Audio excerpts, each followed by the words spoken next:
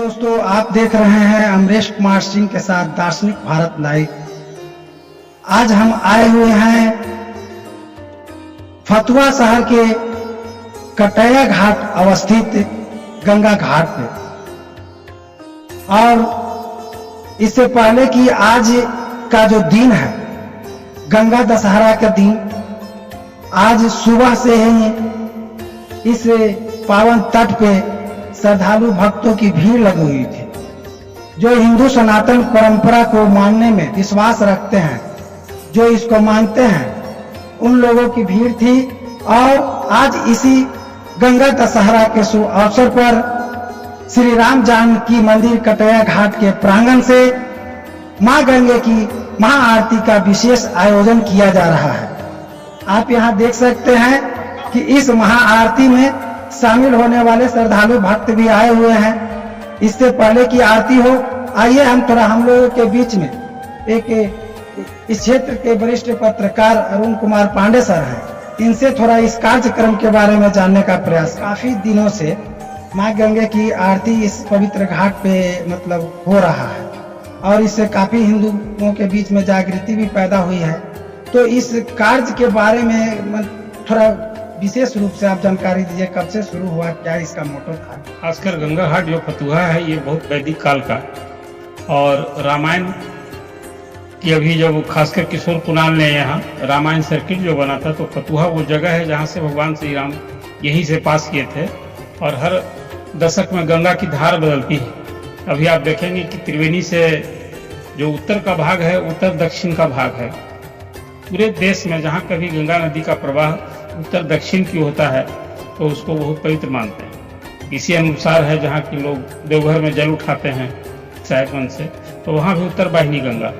ये संयोग है कि यहाँ त्रिवेणी संगम है, यहाँ पुनपुन मिलती है और उत्तर की ओर से यहाँ गंडक और गंगा नदी का प्रवाह होता है।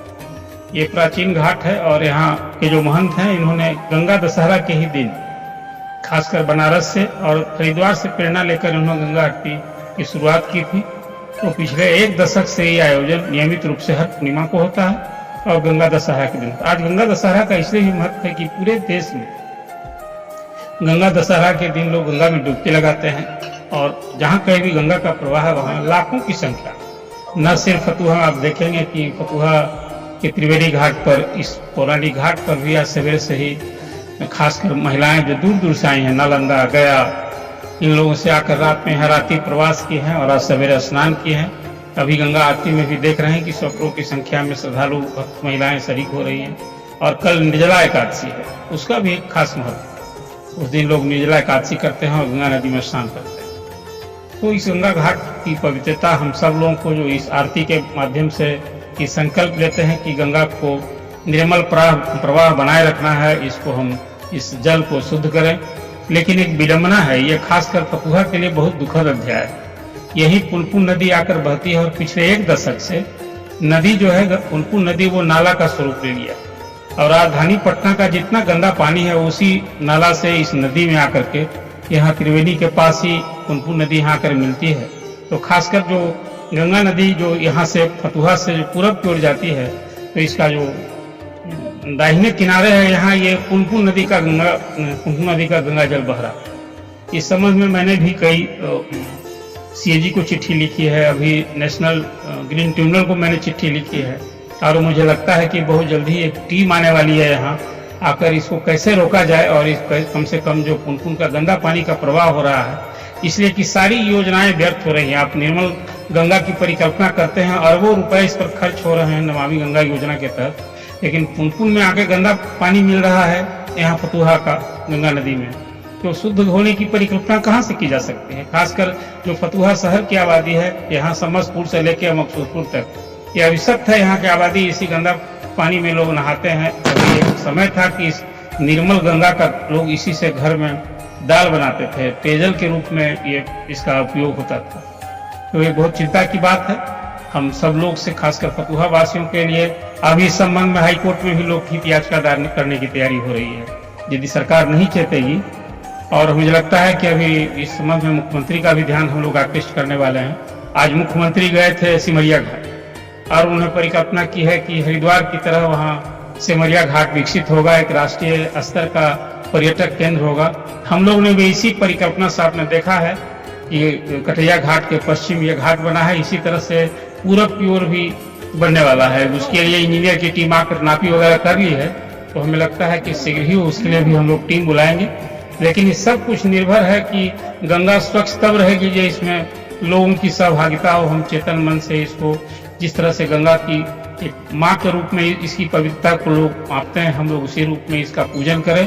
और आज के दिन इस गंगा आरती में जो माताएं बहनें और पुरुष शरीक हो रहे हैं वो संकल्प लें कि कम से कम उनका कोई नदी को प्रदूषित करने में किसी तरह का योगदान नहीं होना चाहिए, तभी इस आरती की सफलता हो। राम जानकी कटैया घाट मंदिर के महंत श्री राम सुंदर शरण जी महाराज हैं। आइए इनसे माँ गंगे की महिमा को जानने का प्रयास करते हैं। महाराज जी, आज ये जो कार्यक्रम किया जा रहा है और माँ गंगे की महिमा से संबंधित हमारे भक्तों को जानकारी दीजिए। आज के दिन गंगा दशहरा मनाया जाता है। गंगा दशहरा के दिन माँ गंगा पृथ्वी पर आए हैं और बड़े राजा लोग पहले से तपस्या किए हैं। भागीरथ जी के तपस्या के उनके पूर्वजों ने तपस्या किया, भगीरथ जी तपस्या किए। उसके बाद हुआ क्या, गंगा जी के धारा को पृथ्वी पर कौन रोकेगा, तो भगवान शंकर अपना जटा फैला के कह के हम रोकेंगे, जटा में फिर बहुत समय तक शंकर जी के जटा में रहे। उसके बाद आज के दिन शंकर जी के जटा से गंगा जी पृथ्वी पर आए। तब से उनको कितना सगे राजा के पुत्र को उद्धार किए, कितना ऋषि मुनि महात्मा, कितना भक्त पापियों के कितना उद्धार किए, कितना अच्छी है, इसका लेखा जो करते हुए कभी। उसके बाद आज गंग सकल मुद मंगल मूला सब सुख करनी हरणी समसूला। आज के दिन गंगा जी के महत्व की सभी दुखों को दूर करके सुख प्रवृत्ति करते हैं, इसलिए गंगा जी के महत्व को बहुत है। और गंगा के पवित्रता स्वच्छता रखने के लिए एक गंगा आरती यहाँ पर निर्मित हुआ है, सब लोगों के द्वारा होता है, जन चेतना के लिए होता है। इससे पहले हम लोगों के पीछे एक विद्वान पुरुष जो है पतंजलि बाबा हैं, आइए इनसे जानते हैं माँ गंगा की महानता से संबंधित। गंगा तरंग रमणीय जटा कलापंगो, गंगा तरंग रमणीय जटा कलापम। गंगा का तरंग वह रमणीय भगवान शंकर के जटा कलाप से प्रसारित हुआ और विष्णु के पदरज से गंगा प्रवाहित हुई है और ब्रह्मा के कमंडलू से भी प्रवाहित हुई। तो गंगा त्रिपथ गामिनी है। गंगा गंगेति जो बृहत जो जनानां सतैरति मुच्यते सर्व पापेभ्यो विष्णु लोकं सगच्छति। गंगा शब्द के नाम लेने से ही 400 कोष माने मुच्यते सर्व पापेभ्यो विष्णु लोकं सगच्छति, 400 कोष की दूरी से ही गंगा शब्द का नाम ले लिया जाए तो वह उसकी पाप की भी मुक्ति हो जाती है और वह तरण तारण हो जाते हैं। यह गरुड़ पुराण का वचन है, विष्णु पुराण का वचन। दोस्तों, आपने देखा कि आज गंगा दशहरा के शुभ अवसर पर माँ गंगा की भव्य आरती हो रही है। वो माँ गंगे जो आज दशहरा गंगा स्नान के अवसर पर मनुष्य के जीवन में 10 तरह के पापों संतापों से मुक्ति देती है। वो 10 तरह के पाप जो है आज के पवित्र माँ गंगे में आस्था के साथ डुबकी लगाने से और प्रार्थना करने से मनुष्य के जीवन में 10 तरह के जो भयंकर पाप जो अपने जीवन में करते हैं उनसे मुक्त करती है माँ। और अब आप इसके साथ ही माँ गंगे की भव्य आरती को देखेंगे।